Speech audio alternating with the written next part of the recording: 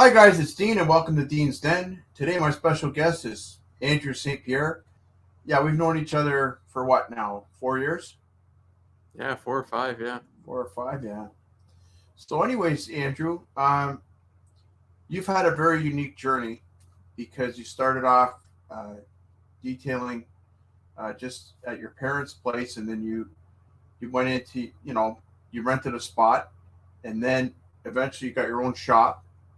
So can you kind of take us from the beginning to um, where you're at today? Yeah, for sure. So where I first started, so before this, I had a woodworking company. I did like trim, finish carpentry, and then I kind of got bored of that. So then I moved into sales for woodworking, like equipment, tools, all that. And then I bought a new car, and because I was making regular money, the business I really wasn't like it was like lump sums, and I'm like I don't want to buy a new car if you don't. It's not always consistent, and for that it wasn't. You'd make a big sum of money when you finish like a job or a house, and then it'd be like you'd be working again, not making money, and then you'd just keep. So it was pretty volatile for me anyway at that time. So then when I moved into sales for woodworking stuff and like selling woodworking tools, it was like a regular paycheck. So I bought a new car and then I just wanted to learn like how to take care of it. So I noticed like, oh, it's not as shiny as it was. The interior is not as clean. By not as clean, like little crumbs on it, but it bothered me. And yeah, so I kind of just Googled it and YouTubed it, and I started buying like car stuff, a foam cannon, buckets, everything. I was washing the car like twice a week, and then I looked at it, and I'm like, like is detailing a thing? Like I didn't even know detailing was a thing when I first looked it up. I'm like, can you wash cars and get paid for it? Because I'm looking at it, I'm like, this is like I'm using it to like de-stress. I'm like, oh, so then I Googled it. And I'm like, oh, a, a struggle with my other business was I was always learning for the first time. It's like it was never um, like I knew what I was. Not that I didn't know what I was doing, but like if you have a conflict or something you run into, I was always learning it for the first time. So it always took forever. So I'm like, I kind of want to have a mentor in this business. So then I just Googled, I think, car detailers in Windsor, and then I landed on your page. And I think I picked because I saw you were number one or close to the top, and then I saw you had some YouTube videos, so I watched all those. And I'm like, oh, I like this guy. Like I like the way he holds himself. And Thank then I you. reached out to Dean. I reached out to Dean and then just pretty much wrote like, I don't know what I'm doing. I really want to learn. Will you teach me? I'll pay you for your time. And then yeah, it just worked out. We connected, and I learned under Dean for a while. And this is what a lot of people didn't get when I was doing it was I was paying him to teach me, which people are like, oh, okay, like to wash cars, like you don't know how to wash cars. It's not that. You're learning the equipment, you're learning how to be efficient, you're learning different ways. Like anyone can vacuum a car, but you don't know all the different tools and you don't know all the different techniques. Like how do you polish a car properly? So that's the main thing. I've seen on YouTube like people burning through paint and polishers are scary and blah blah blah. So how do you do that properly? And then the other thing that I did too was I worked for you for a while for free. Like we traded, but I wasn't getting paid. And a lot of people looked at that because I was working 40 hours my other job, and then I'd work for Dean or help Dean out on the weekends. I didn't work Saturday, Sunday, or however we worked that out. And Yeah. then, um, yeah, so I worked for you for a while. Like I would say a month, 2 months. People looked at me like I was stupid. They thought it was the dumbest thing I could ever do in my life. Yeah. And it was one of the best things I ever did. And the reason why is number one, if you make a mistake, it's not your problem. Number two, you don't have to have any of the equipment, so you learn how to use someone else's equipment. Number three, they feel like if you go above and beyond, so like the main thing I can always say is if you're barely getting paid or like you just started and you're blowing their expectations right out of the water, they'll help you forever. Like there will never be a time back then where I'm like, and this is what happened. My first customer, one of my first details was in your garage. I remember I called Yeah. the customer and they came up to like, I want to get my car done. I'm like, I have no place to do this. So then I just reached out, we worked it out. And because I worked for you for so long and it worked out, I did one of the first cars that Excelsior detailed was in your garage. And then because this was in the winter. So when I started, it was in the winter. So then I was going to be mobile. I did, I think, two mobile jobs. I'm like, this is not for me. I do not like this. This is terrible. I cannot do it. It sucks moving stuff around. And then it worked out. I reached out to my aunt, and then I rented a 2.5 car garage behind her house. And then we worked out of there for 2 years, I think, 2 or 3, and hired employees, had everything set up, insurance, everything was to the nines, like it was perfectly laid out. Then started getting really into ceramic, so learned ceramic, got certified with a few companies along the way, and then we started getting really into ceramic, where Excelsior was starting to be known as this place behind a house that was doing more ceramic than almost anybody in our area. So then we were looking for a commercial spot because we were getting too big. We didn't have enough parking. It was just, which is not a bad thing. We had a lot of cars. It's great. But I didn't want to get the neighbors upset with having cars parked up and down the street, because it's not a street where like it has a curb and everything. So like you'd be parked down their grass, and it's not what I wanted to do. So we were looking for a commercial spot for about a year and a bit, which was stressful and really hard, because we looked at like 7 different places and they all were not perfect and all had their issues. And I almost signed a lease for a place that used to be an oil spray shop, which would have been terrible, but I almost did it. And I was ceramic coating a customer's Porsche. It was a 1997 Porsche 911. I was ceramic coating it, and they sold HVAC stuff. So I was looking at least this place, not the best location, a lot of repairs. We'd have to do like $30,000 in repairs to this building just to make it even worth it. But I'm like, you know what? It's the only promising place we've had. It's on a really good road. So it's promising. And then so I asked the customer, I said, how much is it for like an AC unit? Because I got to put one on this roof, whatever. And he's like, what are you talking about? So I just talked to him, and turns out he was putting an offer in on a bigger building down the road, same road. He goes, let's look at it. He goes, I'm looking for a tenant. Are you interested? I'm like, okay. So next day we walked in it, and I mean, this building was screwed up. And this would be like April time around there. This building was screwed up. How you'd enter in here is there's a smashed glass door with plywood on it. You move the plywood over, walk in. That's how this place was. There was so much dirt on the floor, you couldn't tell what color the floor was. There was homeless people living in this building for about a year and a half because it was abandoned. All the copper was taken out of it. All the garage doors were plywood and smashed glass all over the place. It was rough. I remember walking in there with him, and I don't know what it was about him. I still tell him this to this day, because it's the location where I'm at now. I tell him I don't know what it was that made me sign a lease with him, but I walked in and I said, well, you want me to lease this? Because I'm used to looking at finished buildings. He looked at me and said, my business is going to be right beside yours. It's not going to look shitty. It's the exact same words he said. And after that, we talked numbers, and I signed the lease on his back the next day. And I signed the lease before he even took possession of the building. So he's put an offer in. He didn't even know if he was going to get the building. So 3 months later of them negotiating and me freaking out, calling him every week, hoping I have a building, it went through. So eventually it went through. And then, but in this time, I didn't know that's what was happening. He just told me the money was happening and it was going through and blah, blah, blah, it's happening. And I'm like, okay. So I'm like waiting months and months and months. And then I get this call, and it says, I got possession of the building. It's going to be mine this date, like August 25th. So this is from April. So I'm stressed out already. August 25th, he took possession of the building. And he goes, I'm going to have it renovated for you in 2 weeks. I'm like, no, you will not. There's no way you can do all that work in 2 weeks. I'm like, I know woodworking. I know tradespeople. You're not. I'm like, I'll see you probably at the end of October or end of September. And it turned out we moved in on actually, it would have been the 23rd of October. So 2 days from now, when we're recording this, is when we actually moved in there. And it still wasn't perfectly finished. We moved in there, and I think it had 1 garage door that was redone, and 2 of them were still smashed glass. I put so much plywood on those garage doors that I don't think you could drive a truck through it. Me and my friend screwed so much plywood into that, and then we took all the plywood back because it was expensive during COVID. And but then we moved in, and then now, so we've been there for a year now. It's been crazy. It's been our busiest year yet, which we're very blessed for. We can kind of go into that why.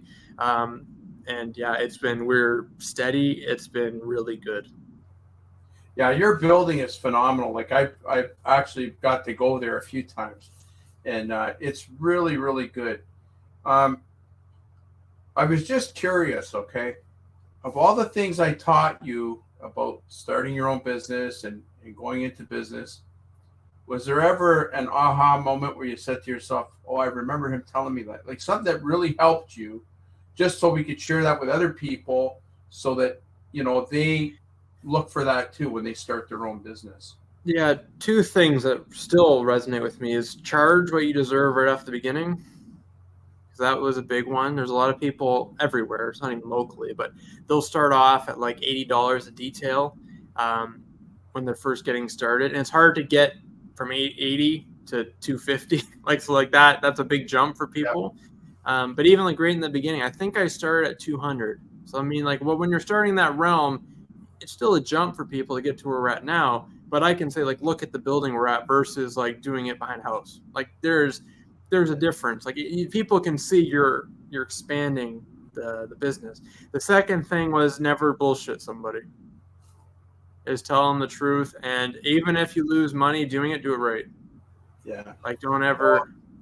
yeah. I'm glad you say that because you know what? Um, like I managed to build a business of, and it's out of my house. Like I don't have a 6 bay garage like you do. But the thing is, if you're sincere and honest with the customers, they tell everybody that, and then you get all kinds of referrals from it. And I'm really glad that that's the case with you because um, I've watched your company grow, man, and you guys are doing a great job. I mean, for you guys that don't know, Andrew's in Essex County with me, and he is rated #1 in this area. Okay, and I couldn't be prouder. I mean, he's done a great job. But if you guys don't know him, look him up and check him out because there's a lot of stuff that he's doing and he's doing it right. He advertises to his customers almost on a daily basis now, right? Yeah, it's quite regularly. Yeah, That's what made the difference with this year is because we're not in a recession yet, but you can tell the economy's getting a little squishy. yeah, In terms of like, you can just tell stuff's changing. Like for us, we're not doing as much interiors as we used to, which I'm okay with, but we're not. So if our business was built on interiors like it was in COVID, like when I yeah, first started in 2020, we only did interiors. I was doing 2 a day, and we were booked with interiors, like crazy amount. yeah. Um, and then yeah, and then the next year it kind of went a bit more ceramic, a bit more ceramic, a bit more ceramic. We're doing more ceramic now than we are interiors, which is great, but it's because we marketed that way. It's like now we're marketing for ceramic locally. We are posting on all of our social medias. We're doing YouTube videos weekly. We're doing our website's really good for SEO, so it's professionally built. Um, and we're doing like an email newsletter.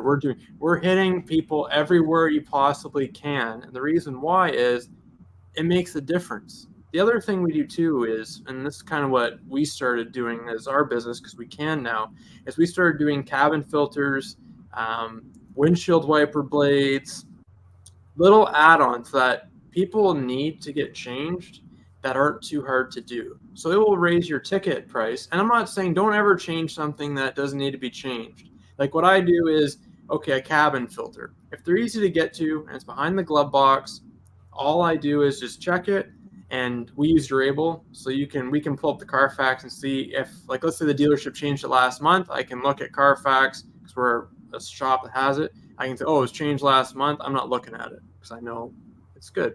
But if it isn't, what I do is I say, oh, and you'll get some that are crazy dirty. If they're spending $250 for an interior, they're gonna spend $60 to get that cabin filter changed.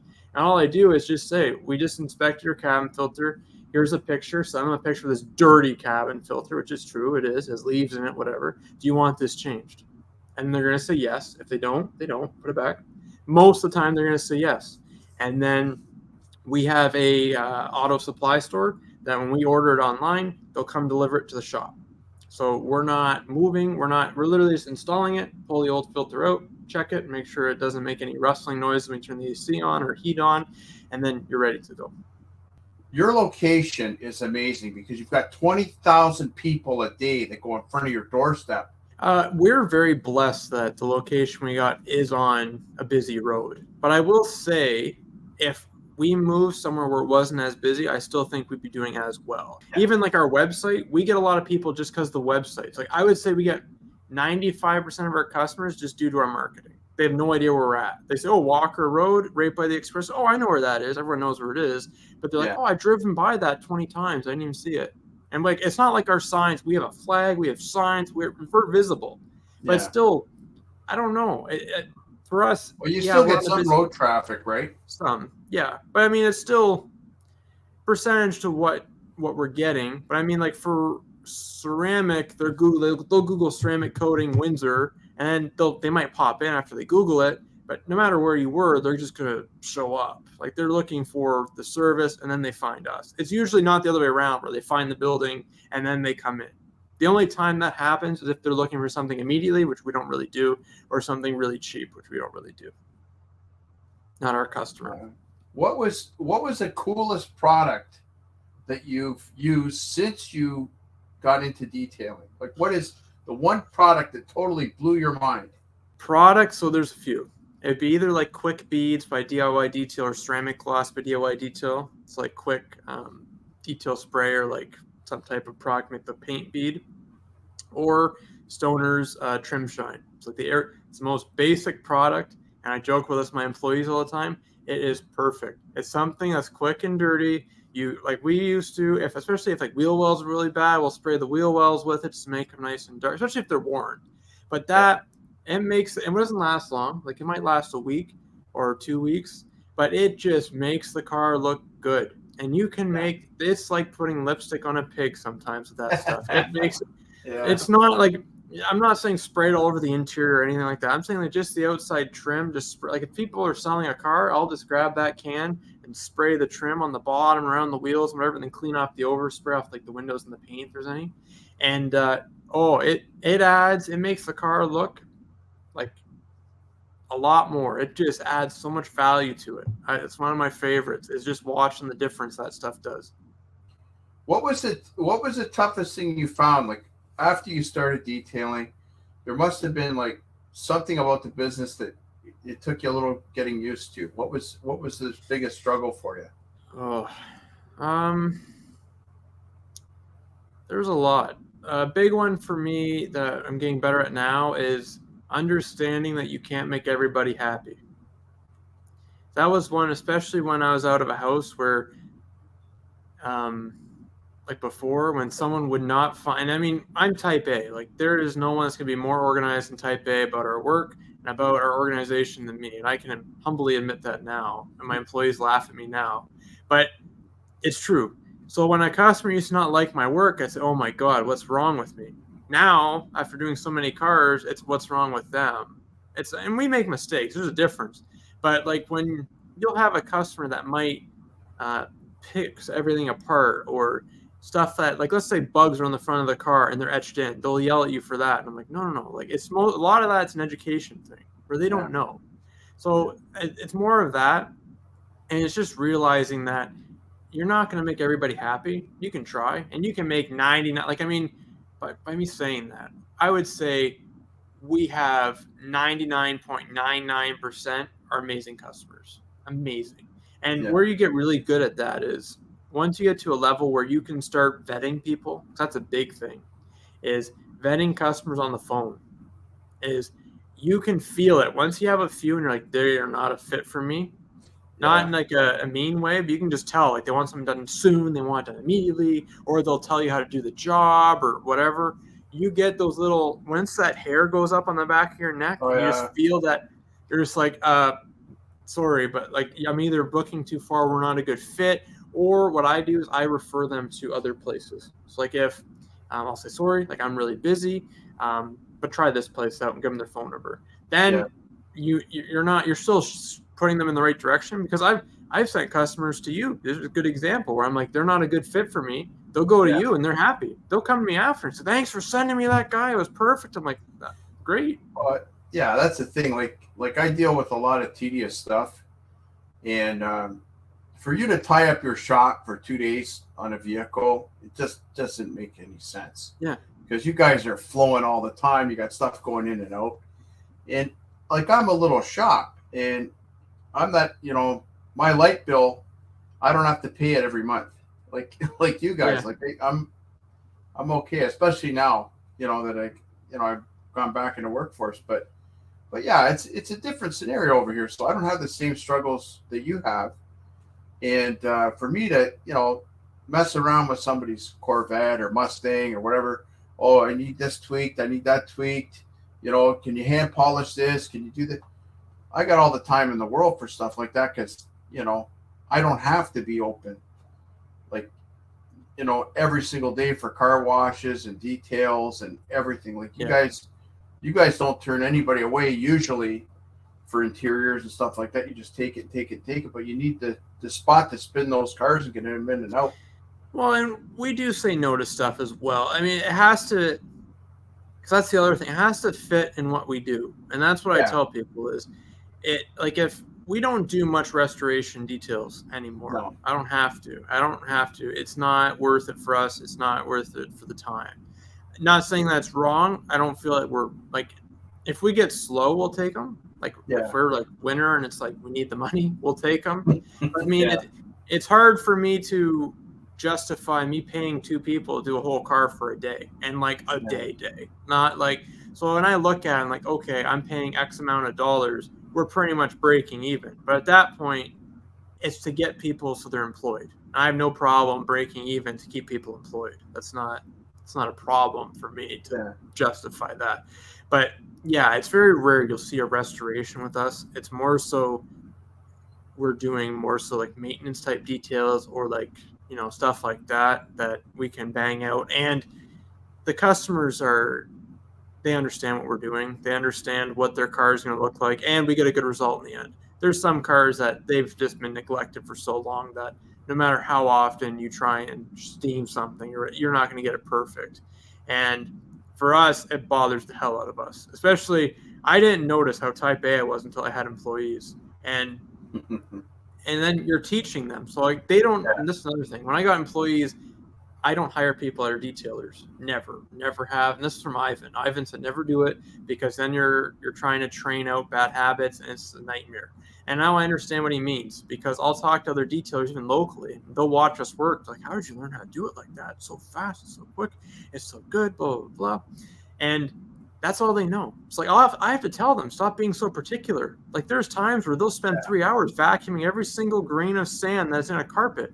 Like, hey, like we gotta go. Like we gotta like let's go. Yeah. Like so, like whatever. Like and which is not a good, like not a bad thing. The other thing too is when you're training employees, I can easily say my employees are better than me. Easily. There's stuff that my employees can do, and I go, how the hell do you do it like that? And I can't do it.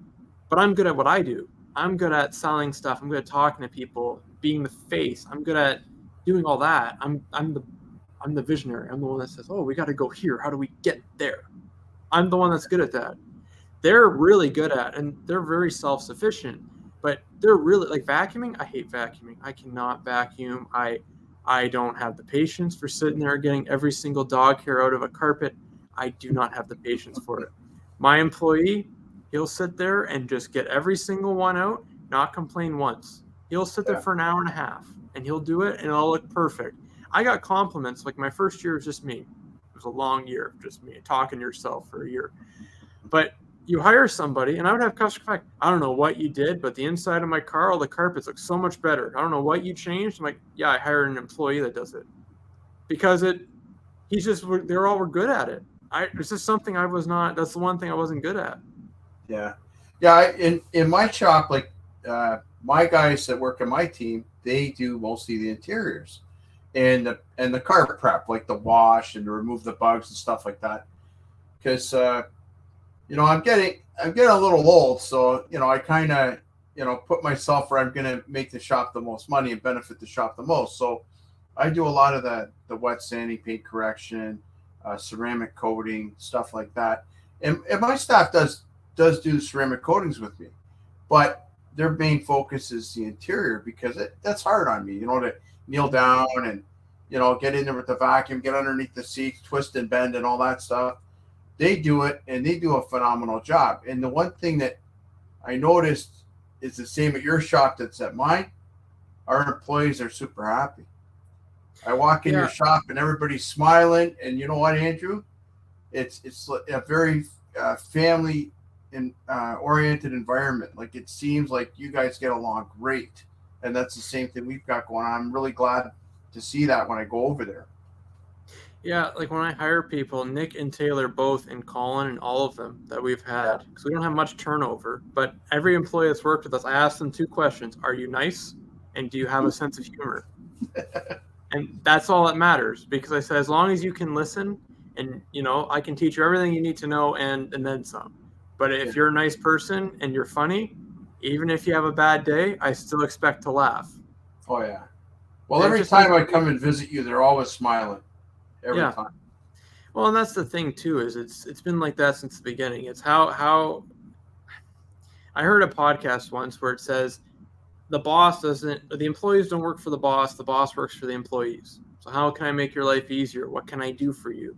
How can I do this? How can I do that? Little things like Yeah. put a Keurig machine in there and pay for coffee. It's the cheapest thing you can do. They're so happy about it. If they're done at 2 o'clock, they get paid till 5. Doesn't matter. They don't get paid until they're done here anyway. Yeah. They also get paid. They are the highest paid detailers in the city. I can tell you that 110%. They are the highest paid detailers in the city for what they are doing. Yeah. And when you have that, they know what they have. The other thing is we are never looking for employees because number one, they never want to leave.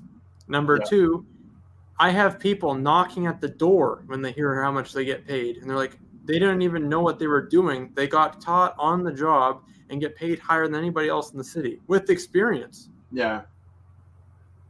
Well, your people are trained properly. That's the thing, Yeah. because that's another thing too. You didn't just get taught from me. Ivan taught you, Yeah. and then you've learned a lot on your own as well. Like, I mean, you know a ton of stuff, and you're teaching me stuff. So, I mean, Yeah.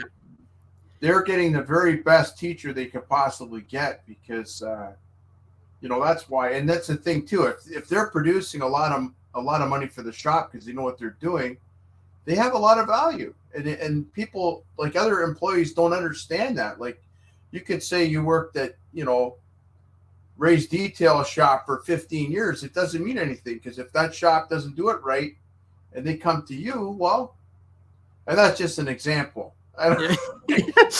There probably is a Ray out there, and he's probably going to call me and email me and say, "You jerk." No, it just, I threw that name out there. But honest to God, like, some of these people come in there and they feel they're entitled because, well, I worked at so-and-so. Well, I don't care. Like, it doesn't mean anything to me. Like, what can you produce for me? That's the end result. Like, that's what I'm looking for. Because my people that I have working here, none of them had previous detailing experience. Like, my kids worked here. They watched me wash cars, and they learned from day one how to use a vacuum cleaner, how to dust a dash. And then their friends came here and started working for me.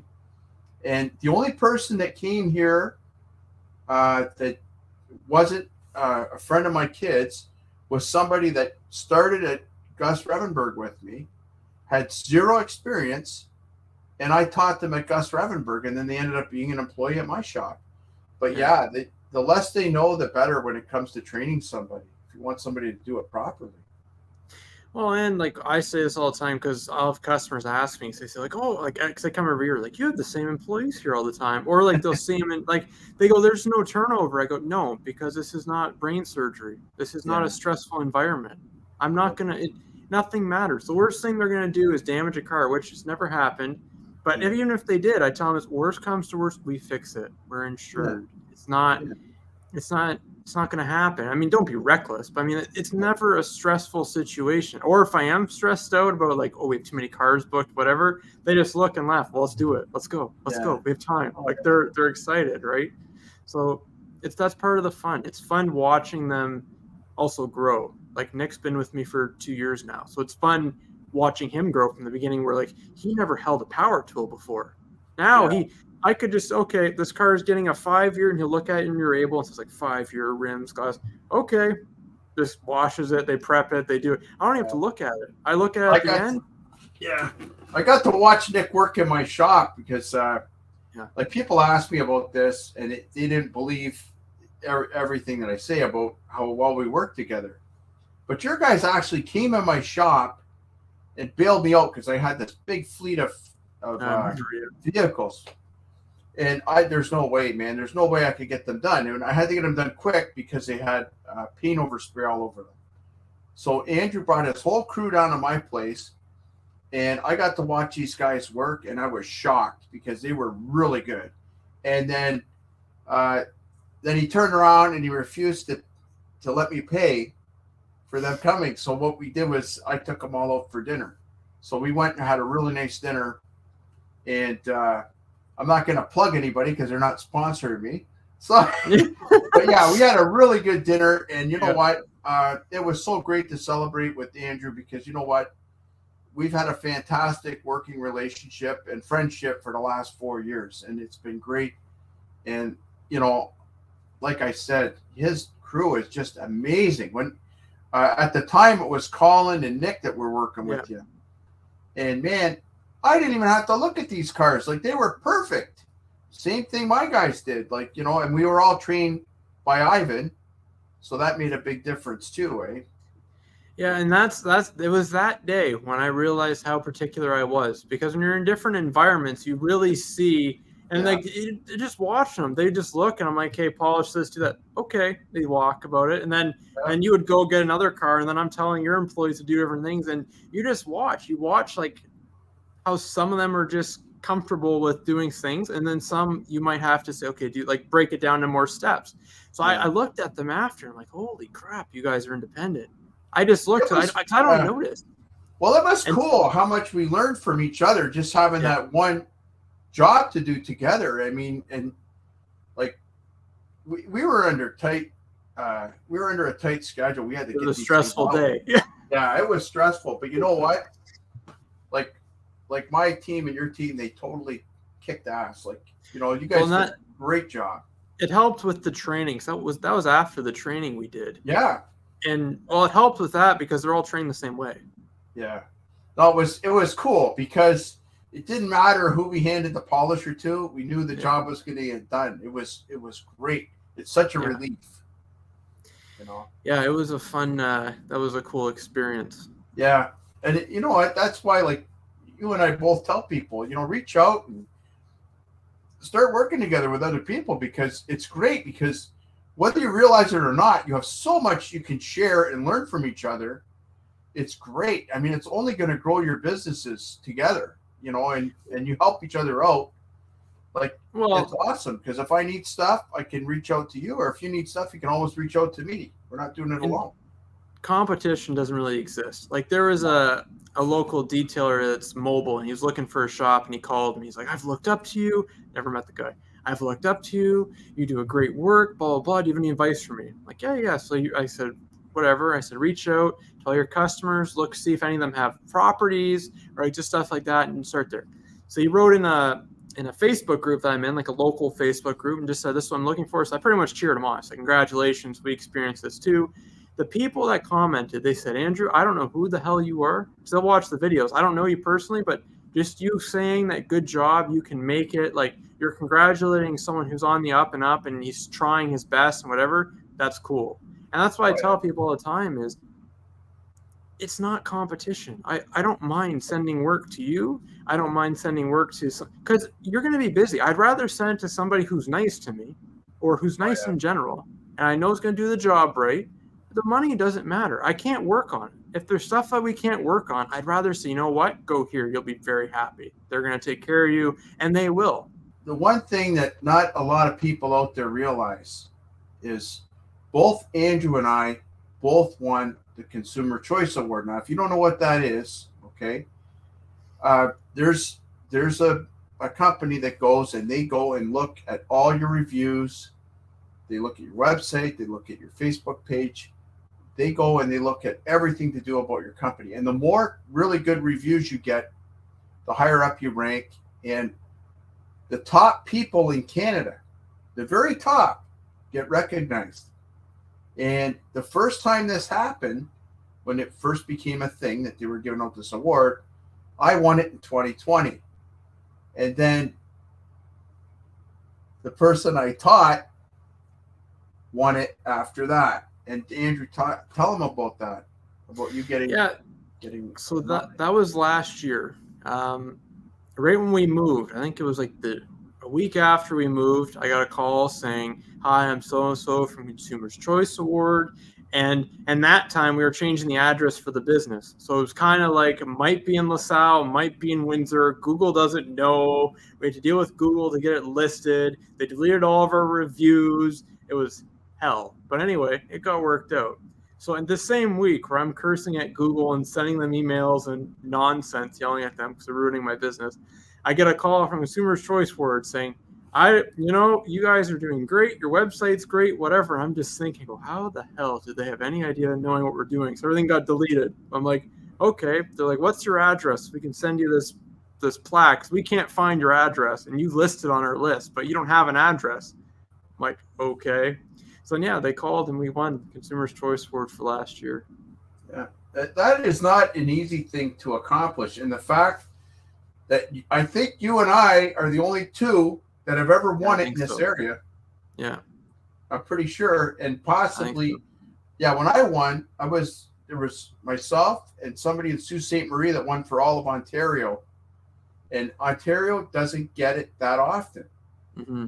So that's a huge accomplishment because, like, both. Now, I'm not going to take credit for you getting that award. We were both trained by Ivan, and that helped. And I had a really, really good teacher back before Ivan as well, and that helped get me to that Consumer Choice Award.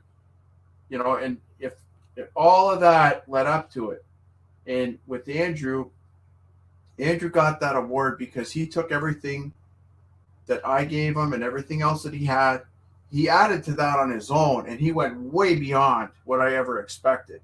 I mean, phenomenal job. But it's so cool that you and I are the only two that have held it in this area. And, I couldn't be prouder of you. That was an awesome accomplishment. I remember, I think you were the first person I called after they called me. I think I literally hang up on the phone and then I called you right away.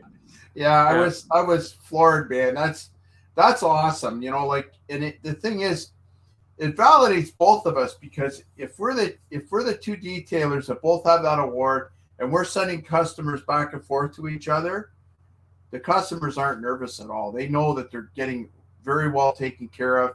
If you can't take them in and I take them or vice versa, they know they're going to be well taken care of. And it's all about, like I said before, it's all about working together. Yeah. And it helps. It's also networking, but it's also, working together and sending, like, the people that I send you, for example, I couldn't work with them. It's not that we're too good for them or anything. It's just we're too busy. Like, some people were like, can I get booked in 3 days? I'm like, no, like I'm full. I can't. And we're not booked out that far, but some people that need it right away. And I'm like, well, call this guy. Okay, well, like, you're sending me somewhere else. Listen, he is the only other person I'd send people to. He taught me. And, like, you see what we have and what we've built, he taught me. So he has that and then some. And then they go right away. And then when you say it like that, I think within a second, they're calling you. I had one guy, especially with classic cars, because I don't really work that much on classic cars except that truck you saw. But I don't really do that. So when I call him and say, listen, this is the only classic car guy I trust. He'll spend the time with it. He'll treat it like it's his own. And trust me, there's no other person you want touching it. When you mention it like that, call me from your parking lot. I know. And they're like, and I can hear you in the background, and I knew exactly when the number came up and he says, oh, this guy just referred me. I can hear your voice. And I'm like, yeah, I know who referred you. You would have known anyway, because you sent a lot of people my way. But yeah, this has been a great run for both of us, and like, since you and I have met, my business has flourished too, because I've learned a lot from you, and like, how do I put it? I didn't realize my own potential until I met you, and then you started pushing me in a positive direction, and said, Dean, you're really, you're a lot better than you think. And I'm like, I clean cars, right? Like, I never knew my own value. And then when you pushed me to get Ivan to come down here, I said, oh, let's get Ivan in here. I was nervous because, like Ivan is a big shot, and everybody knows who he is. And I was intimidated at first, Dave. I don't think I slept for 3 days before he showed up here. Yeah, I remember. I remember Yeah. you landscaped your house. I I remember. Yeah, man! I did more renovations in my house in that week than I've done in 12 years before that. Like, I had no intention of doing anything, but yeah. Your wife was happy that week, though. Oh, she was happy. Oh yeah, the house looked like a freaking pool. The grass was cut. The pool was clean. Everything was done. But yeah, after that, like, I really started to believe in myself, and then it helped me a lot. Like, honest to God, if I hadn't met you, I don't think I would be where I am today. And I really want to thank you for that, because you know what? All the good fortune that's come your way, you've earned every bit of it. And I'm so proud of you, and I'm so thankful, that you went into business for yourself, because, man, you've made a difference in the industry, especially in this area. You've really raised the bar around here, and that's huge, because it makes my life a lot easier. Because if there's somebody out there at the same level I'm at, and we're producing the same product, and I say to the customer, that's the price, they don't haggle with me anymore. No. And before you were here, and before you were a man on the scene, that didn't happen. It was tough. Yeah. Thank you very much for saying that. And thank you very much for agreeing to train me in the beginning. Oh, man, it was my pleasure, because I look at it this way too.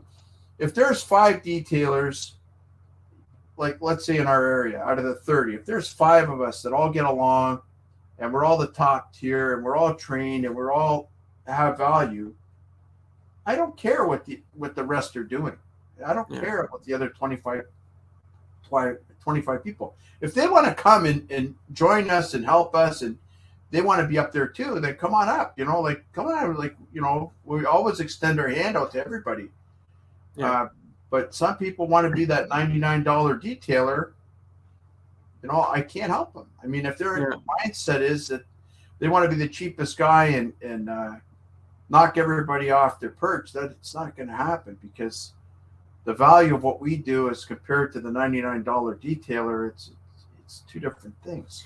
Well, and they're different services. Like, and that's what we'll get to. Like, when we get, especially coatings, like, I realize now, being where we're at, where we are one of the top rated ceramic coating installers in the city, we also fix a lot of stuff too.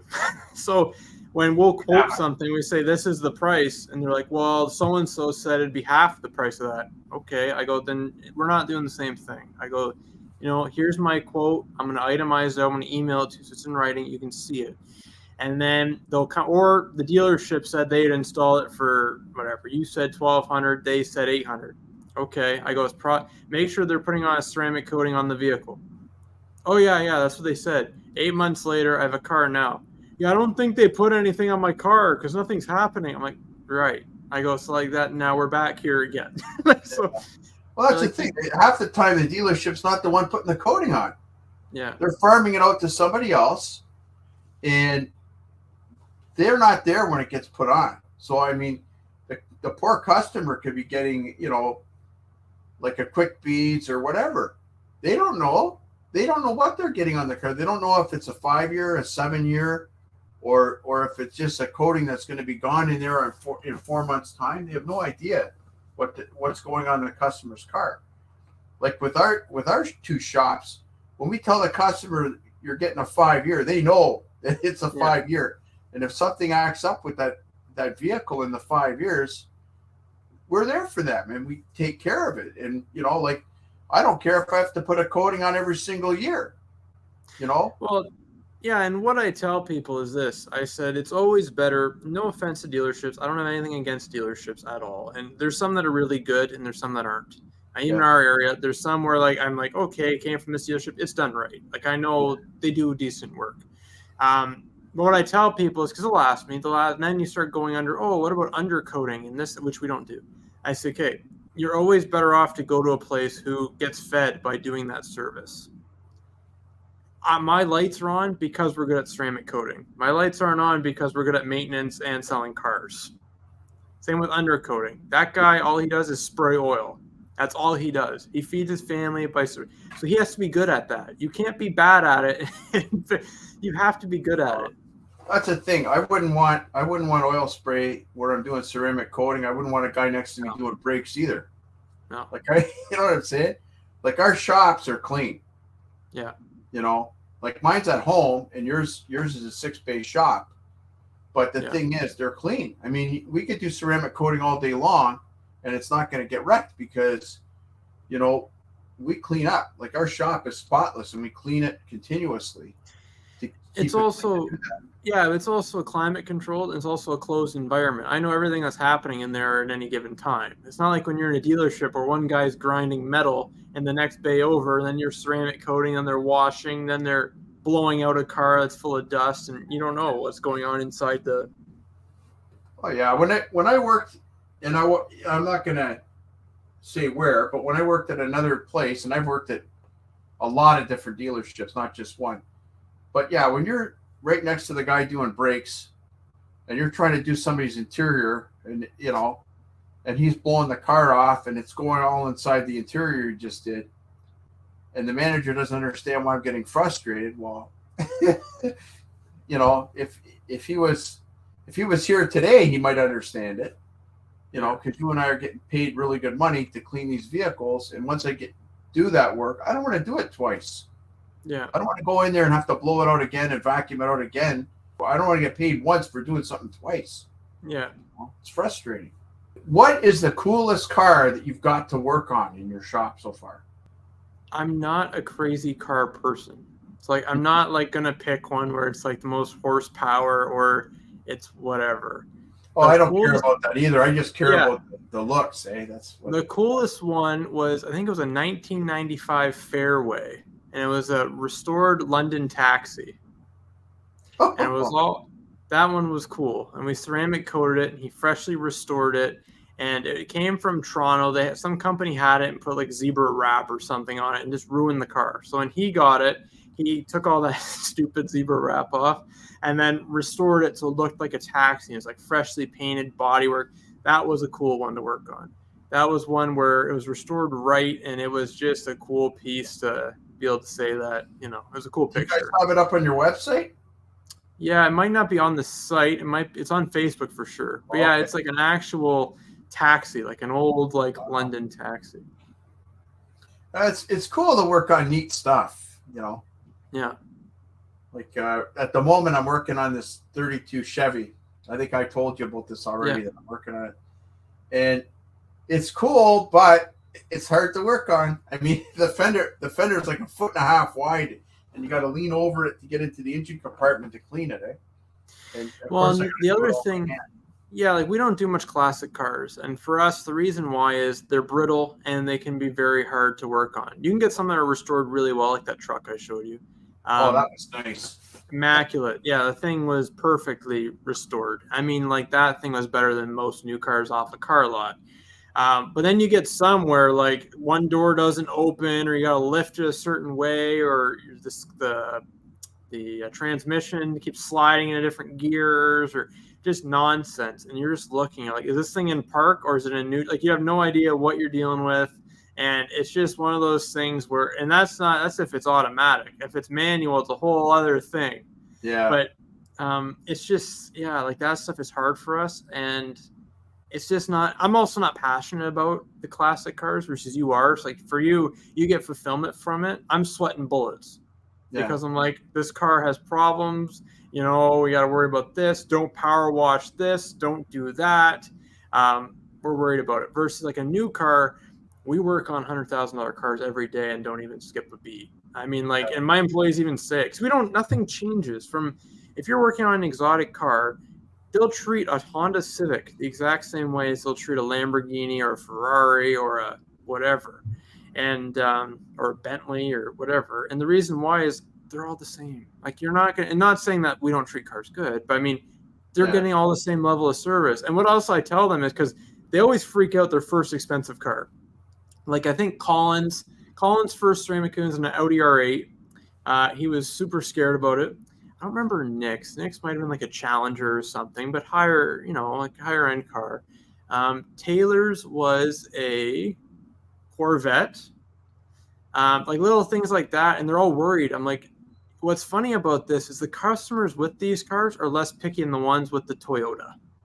And the reason why is the Toyota, that's all their life savings. And that's their only car. They want it perfect. The guy with the Porsche, the guy with the Corvette, the guy with the Audi R8, he has 3 other cars he's driving in whatever rotation he'd like to. Not saying that you don't have to work on them, but I go, you treat them the same way. But with that Toyota, when you're ceramic coating a Toyota or a Honda or something regular, that's the one where you want to make it as perfect as you can, because they are the ones where this is my only car. Like, I want this to be the best I could. Like, we just did a Subaru, and this guy was his only car. He just bought it. He goes, I don't want to wax ever again. He has a regular job, and he asked me more questions, I think, than anyone else ever asked me in my life with coatings. Everything he needed to know. And you could tell he did his research. He wanted to know the contact angle of water hitting it. He wanted to know like every single thing, right? So then, but you talk to these people and you give them the time. It's different between if you have the feeling they're not going to pay you. But when you're talking to them, you're answering all these questions. You spend 20 minutes with them on a phone call, quoting with them. I have a customer now. He was buying a new Camaro. This guy is a retired engineer, worked for he was an engineer and then in sales, worked for a Fortune 500 company selling. And he called me, it was like February. And this was when I was at my aunt's house. So back then I could pick my own hours. So like I would say I was open 9 to 5, but I wasn't really there 9 to 5. I'd be going to a store, pick up product, versus now I have to be in the building 9 to 5 or someone has to be there. So he calls me. I'm like about to go into the store to buy gloves or something. And I go, I have to answer the phone. I'm like, fine, it's winter. I'll answer it. I'm in my car. I talked to him about 30 minutes about this Camaro that was coming and whatever. Super nice guy. Talked to him for 30 minutes, answered all of his questions. We're best friends now. He comes to my shop, I think, every month, shows me his vacation photos, everything. And the reason why is he truly is a good friend of mine. And he told me this year, we've been maintaining this car for 2 years now. And he looks at me and goes, no one in the city knew as much as you did. I called other places. I asked them these questions. They would not give me the time of day. You spent the time of day. You talked to me about it. You asked if I had any more questions. You gave me your cell phone number to text you. You gave me your email, anything at all. Text me, call me, whatever, and I will get back to you and you'll get an answer. He goes, that meant a lot to him because his car was his baby. He just traded in another Camaro, but he wanted this one to be his baby. And he goes, I knew you were the guy to touch it because remember, price didn't matter to him. He had no idea. He did not care. He goes, I don't care what the price was. He goes, you weren't the most expensive. You weren't the cheapest. So you weren't. But he goes, you were the guy that when I called, you could tell you were excited talking to me on the phone about my red Camaro with the black stripe down the middle. But it's little things like that. And I got that from you. I know for sure I did because I watched you do it multiple times where customers would come in and they just talk nonsense. And not that it was, but you taught me right from the beginning, have patience and just talk to them because their car means a lot to them. And I totally get it now.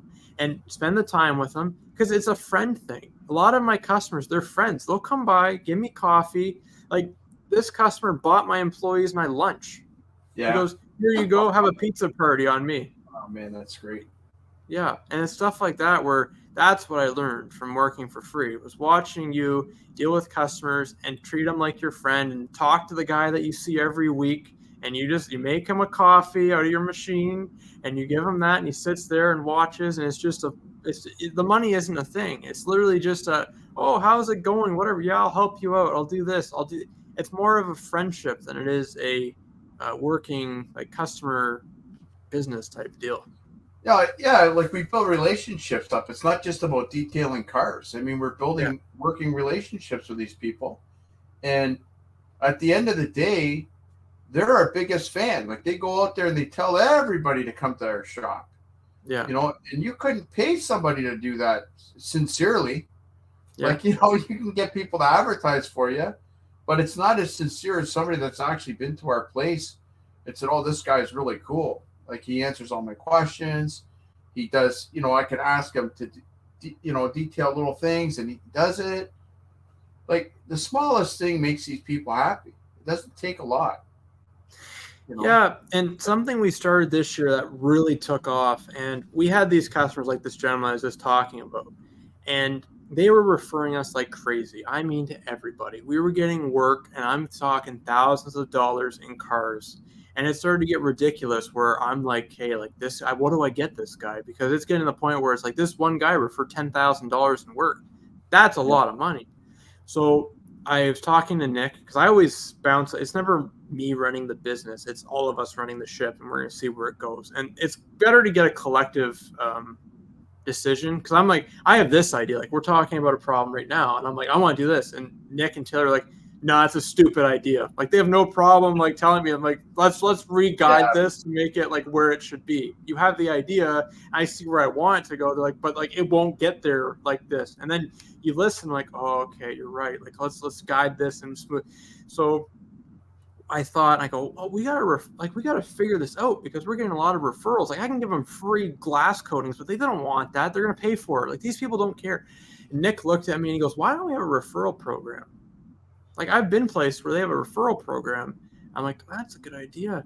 So then I'm like, well, how do we do it? I go, we could do like Excelsior gift cards. He goes, no. He goes, why don't we do like Starbucks? Places where they don't have to come back to us, where it's truly a thank you. It's not a comeback. They're going to come back anyway. Give them something where, so in the beginning, we started with Starbucks. That's when we were in LaSalle. And I thought, well, what if people don't drink coffee? Like we're giving them Starbucks cards, but what if they don't? Because they don't care. They were so surprised. It was like a $15, $20 card. They were so happy. And I'm like, wow, what if? So I found this website, and it's called GiftBit, I think is what it's called. And how it works is I give them the option where I started a legitimate referral program. Before, we just sent them cards to thank you. Now, after every service, it sends them a link. So I think it's excelsiordetailing.ca/ like referral dash program or something like that. And it sends it to them. If you'd like to refer customers, please put their first name and their phone number here, and then put your name below it. We won't call them. We won't talk to them. We won't whatever. But if they ever book from us, we know they came from you. We have that. And then we also have customers that call and say, oh, Jimmy, whatever called me. He's to his Camaro and blah, blah, blah, blah. And whatever. I have a table there. And the first sale, I say, if they spend between 300 or whatever, 0 to 300, this is how much you get. If they spend between, and I have it all broken out, because I'm not going to pay somebody if they send me an interior, the same if they send me a coating. It doesn't make any sense. Yeah. So they get different amounts of money. So they can either pick an Excelsior gift card, which costs us nothing. It really no big deal, or we can send them a promotion through GiftBit, and they can pick between. So it sends them a thing. They can pick between, I think it's like 15 gift cards: Amazon, Uber, Home Depot, gas, whatever. Yeah. So what's nice about that is I'm not just doing that for customers now. If I was doing that for customers, I'm doing that for other shops. Because I'll have different garages down the road where I said, thank you so much for your referral. Just so you know, we have this program. I'm sending more Home Depot gift cards to the shop down the road that's making headlights get done in ceramic coatings than anybody else. Because he knows as well as I do. Same with the oil spray guy. Same with this. Same with that. Because what detailer is he going to refer to? The guy that is giving him money and is doing good work, or the guy that isn't and booking out a month? Yeah, I do that with there's an auto garage that sends a lot of stuff over here. Yeah. And you know what? They're phenomenal people, and I'm gonna plug them.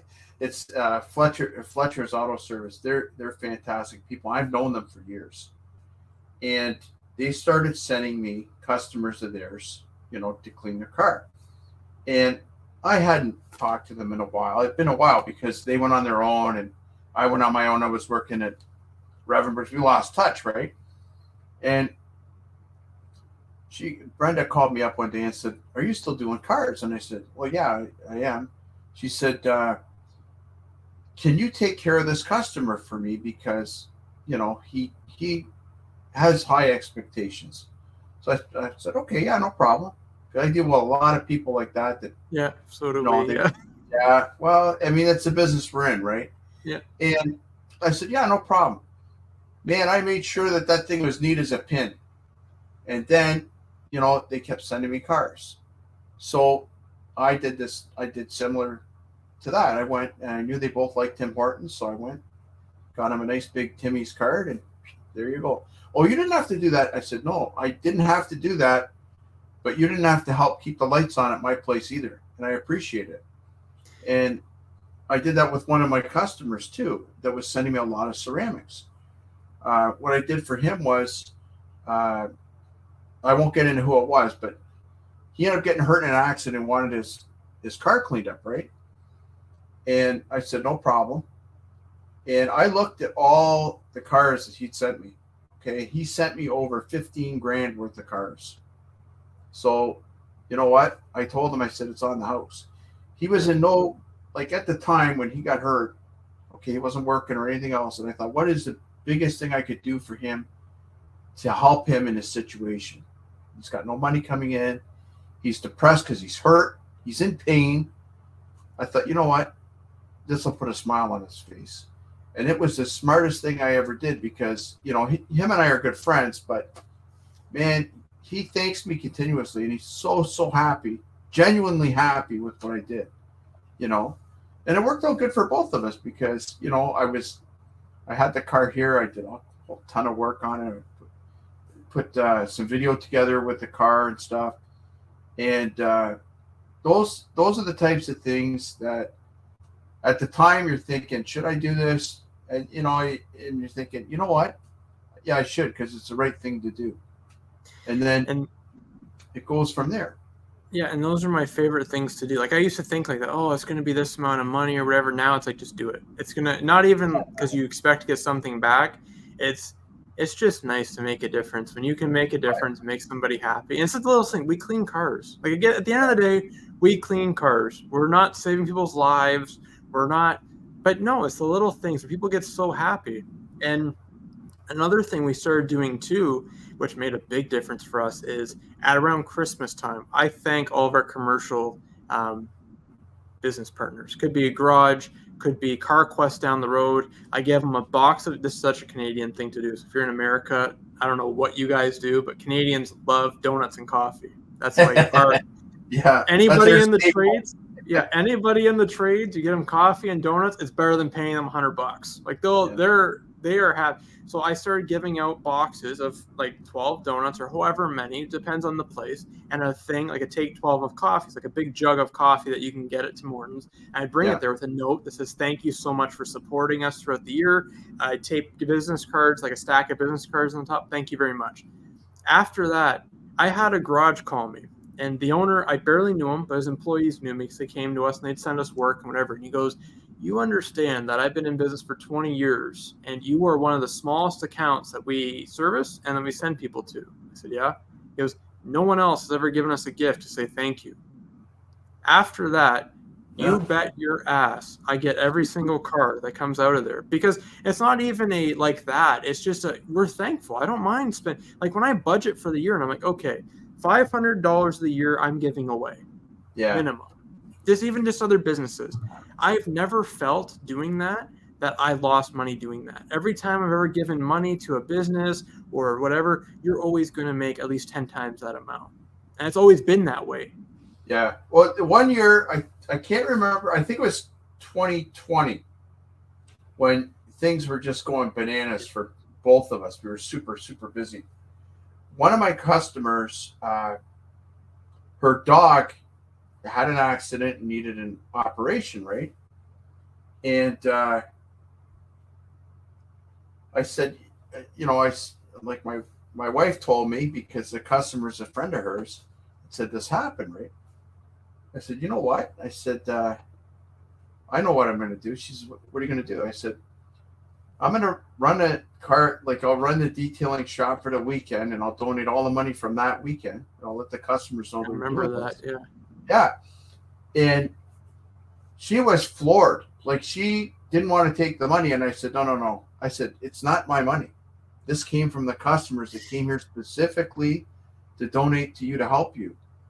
And I've done stuff like that in the past. And you know what? It goes above and beyond what you do, because people see that and then they realize that you're a human being and a good person, and then they're more likely to, to come to you. Plus too, it's a hell of a great feeling when you can change somebody's life.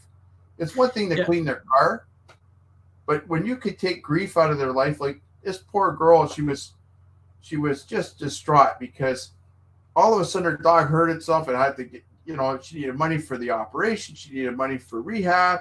she had all this money all at once, and she just didn't have it, right?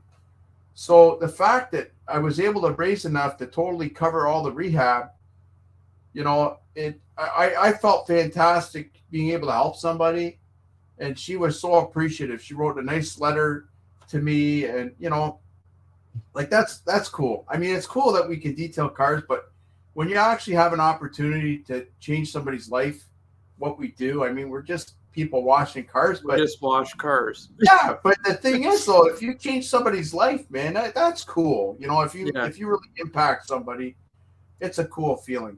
it's my favorite part of the job. Yeah.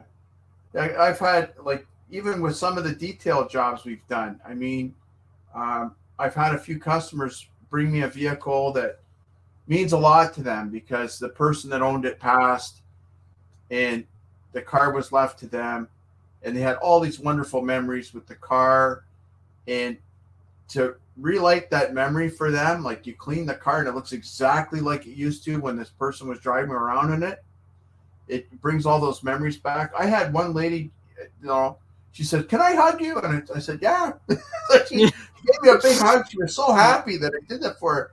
And I thought, I did it because it's the right thing to do. Like, I went above and beyond because, she said to me, "Oh, I kind of like to get it cleaned up."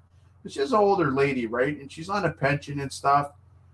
And she wanted to have it cleaned nicely. And she gave me good money to do it, but then I made sure that everything was done on that car because I started looking. I noticed, the wheels needed to be touched up, and this needed to be touched up. There's a couple spots on the paint that needed to be touched up. I went through the whole car, and man, it looked like it rolled out of the showroom in 1969. Yeah. But it's a feeling that you can't put a price on. I mean, for us, it's awesome. Like when you reach somebody at that level and you make somebody so happy they cry or they just reach out and give you a big hug, it's an awesome feeling, and you can't put a price on that. Well, and the other thing too is I feel a lot of times, well, not a lot of times, but sometimes this industry we get paid more than what we do. Like there's times where we'll get a really big tip off a job or Yeah. whatever, and I'm like, wow, we got really good. It all balances out. That's why I really don't mind. Like there's some jobs where it's like, let's say we coat wheels and we charge X amount. The labor on that is not a crazy amount of time. So like our labor per hour is really not that much. But then when you look at like something like that, where it's like, you know what, can I help them? Yeah. I mean, I wouldn't would I do it every day? No, you can't. You'll go broke. You'll lose everything.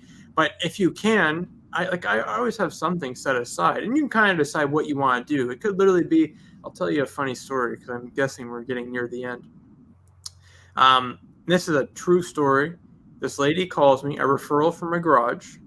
And so I'm like, the same garage I just talked about that was very happy. So she got referred. It's her dad's car. He passed away. Same exact story. I want it detailed. It's not in the best shape. It's a Sebring, and it's a convertible. Okay, no problem. We can detail it. We'll do everything. So it pulls in, paint's peeling off the bumpers. I'm like, it's not in the best shape, but yeah, we'll detail it up because it means a lot to her. Can you wax it? Can you do the headlights? Yep. Okay.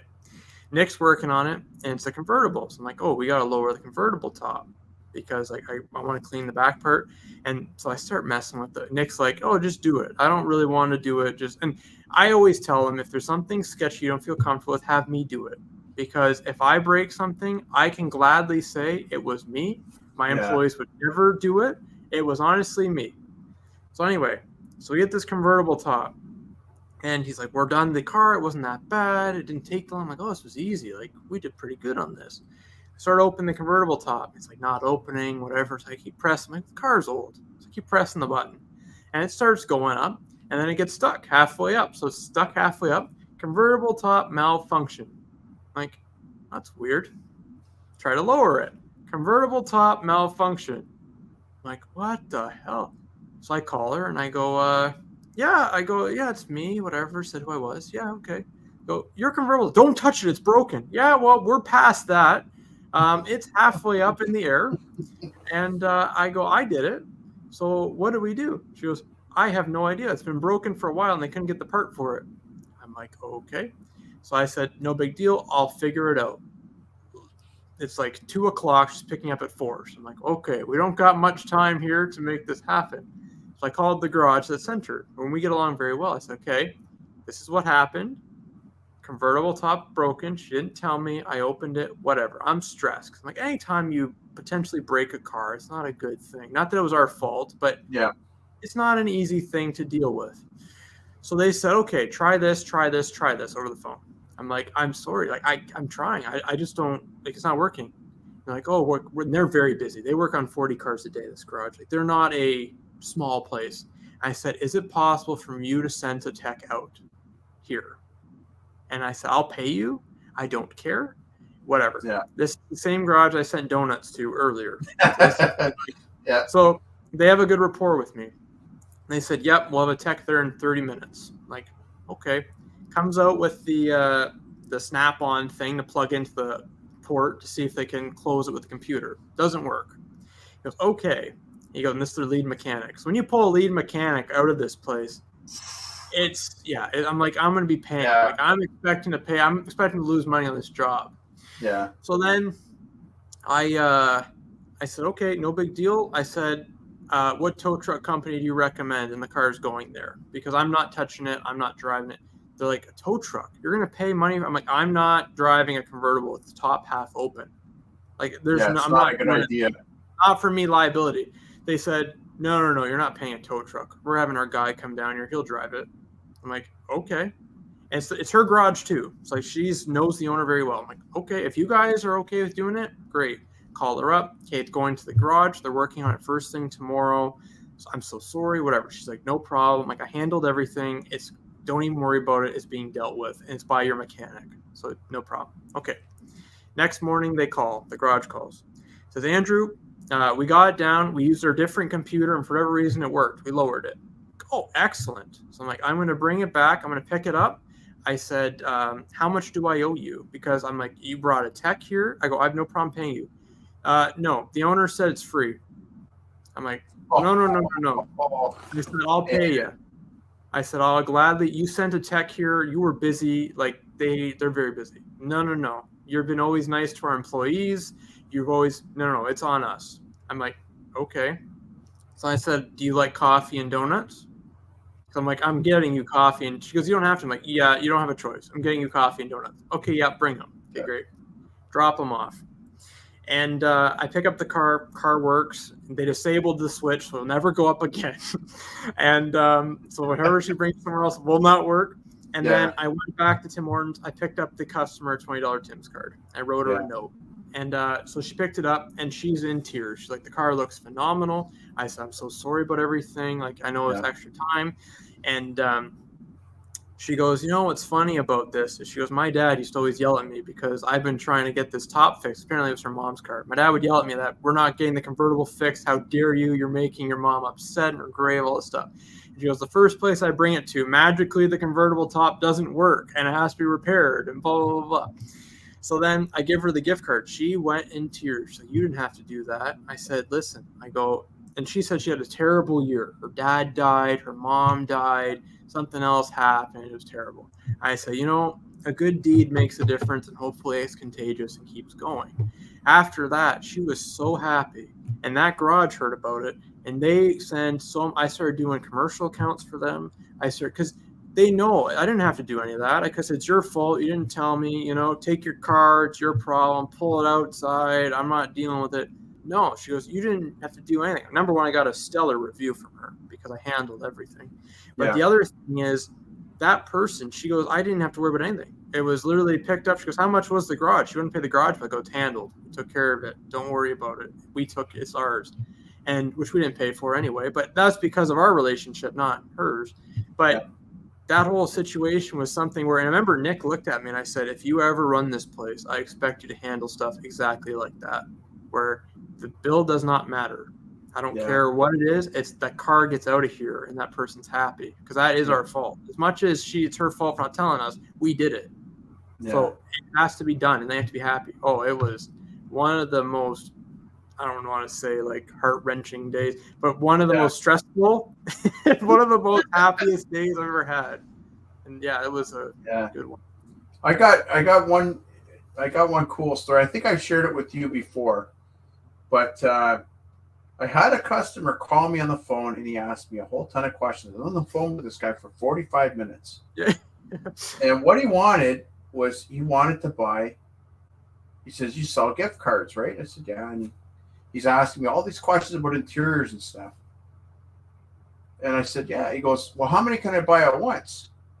As many as you like, right? Like I thought he's going to buy like $10 ones for car washes because we've done that before. And he says, I'd like to buy 4 full packages. I said, what? Like interior with a wash, right? Yeah. And I said, okay. I said, he says, how much would that be? And I told him, I said, well, at the time, their price, this is going back. I said, well, it's $200 a piece. He said, okay. He says, I'll be there in half an hour. He shows up. He gives me $800, right? And, I had the gift certificates all printed for him, and I was going to give. He says, no, they're not for me. I said, what do you mean they're not for you? He goes, I want you to pick 4 people that really need a detail for free and use that for them. I said, are you serious? He says, yeah. He said, it's pay it forward. He goes, somebody just did something for me, and they mentioned your name, and here I am. He goes, because they mentioned you and that you do stuff for other people, and I'm like, holy cow. So okay, so I gave them all out to people that needed it, like single moms. Yeah. The one lady, she was looking after her nephew because her sister was in a bad way, so she ended up taking her sister's son in and looking after him and raising him as their own. Another group, they're elderly people. They're friends. They're my friend's parents, and they took in their grandkids. Because the son and the girl that he was with couldn't look after them, so they took him in. It's all people that deserve a break, But it was cool because I like when somebody does something nice for somebody and it rolls forward. It's really cool to see. Mm-hmm. But yeah, it's awesome. We get sometimes we get to be a part of that, and it's really cool. It's a cool experience. Yeah, and it's something where I never thought that I would do that, washing cars. Like when I started doing it, I'm like, oh, it's just gonna be fun. I get to make cars clean and get paid for it. Like that's easy. Like I can't wait to do that. Like I enjoyed it.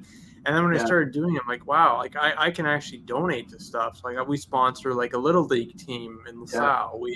We sponsor like anything we can, or like I have a lot of customers like my kid's on a hockey team. We sponsor. Yep, no problem, done. Yeah, we'll do it. That's just what they know that. They're like, oh, like I'm like, if we can afford it. So there's some times where I'm like, we are spending a lot on sponsorships or whatever. I said, like, I can't this year, but next year, please come back and tell me, and I will. Yeah, I think the coolest thing that you and I ever did together, was when we sent a care package out to Alabama. Oh, yeah, we did that. The hurricane. And the funny thing is, for you guys out there that don't know this, Andrew and I and Carlos Serrano started the Detailers Guild together. And we invited like a lot of good people to join us. And the group has 2,600 solid people in there that are really good, give you the shirt off their back. They're continuously putting out videos, and it's all good people that want to help each other. And a friend of mine, and probably yours too, Aaron Knox, he posted that somebody that he knew needed some help.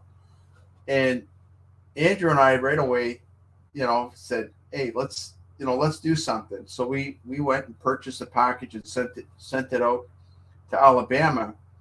And not only did we do that, but we were encouraging other people in the group to do that. Yeah, and companies jumped on too. Yeah, because in our group, there's a lot of companies in there too. And a lot of other people started hearing about it because we were posting it in other groups and stuff, and Aaron was posting it.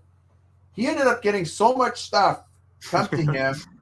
He went and he had to box stuff up and send it out to other detailers that he knew in Alabama that were were wiped out. So it was cool because it's not too often that you get to be a part of something like that. And like I keep saying, we just wash cars. But it's cool when we get to be involved in something that huge. Like I never realized that the Detailers Guild would have that much positive power to help people. I just did it to kind of help us, like so we could trade information and stuff. I had no idea that, that this was going to happen, that we'd be able to reach out to detailing groups. We'd be able to reach out to people on the internet, get Ivan to come here and train us. Like this was all a fantasy before. And now, now it's a regular thing, but it can happen for anybody watching this podcast. I mean, if you guys really want to get involved with the detailing community, it comes back 100-fold. Like if you give out to that or you join groups or stuff, there's all kinds of people just willing to help you and point you in the right direction. And I'm thankful that you and I are both, doing that with the detailing community, and that all our friends are too. It's a good thing. Anyways, Andrew, I can't thank you enough for coming on. Okay, because I mention you a lot in my podcast, but not everybody knows who you are. Now they know who you are. Yeah. So it's cool, and you and I did an audio podcast a while back. So if you guys want to learn some more stuff about Andrew, you can always check out my audio podcast at Dean's Den, and it's all over. Like you'll find it on Spotify or wherever you punch in Dean's Den. But yeah, I love talking with Andrew. This has been great. It's always a good time when I get to talk with you. Oh yeah. Yeah. So anyways, guys, thanks for tuning in. And Andrew, if you've got anybody you'd like to thank, or anybody you want to shout out to, go right ahead. The floor is yours right now. Yeah, Ivan was a big help for me. Did a lot of coaching with him. So if you're looking for like efficiency coaching, Ivan LaCroix, can't thank him enough. He made my business grow by like 10 times in a year. Just that's enough. Dean for saying, still letting me get started, helping me out there, and tons of different stuff. You're Able is a big one that helps our business grow every day. Detailers Roadmap makes our site. That's a big difference for us. There's tons of different companies out there that I'm probably forgetting some that deal with us on a daily basis, but make such a difference in our business and make it so easy to work every day. Before we jump off here, what's the easiest way for people to get a hold of you if they want to reach out to you and learn more about Excelsior? Yeah, Facebook's good. So Andrew St-Pierre on Facebook. If you're in the detailing community, you'll find me in some of the groups for sure. Or the business page, Excelsior Auto Detailing. Either or, it goes to me. We can kind of go from there. Okay, guys, thank you very much for tuning in. It's totally been my pleasure, and I always love talking, like I said, to Andrew. Join the groups, get involved, and believe me, I wish everybody the very best of success. Okay? Take care and have a good night. Bye.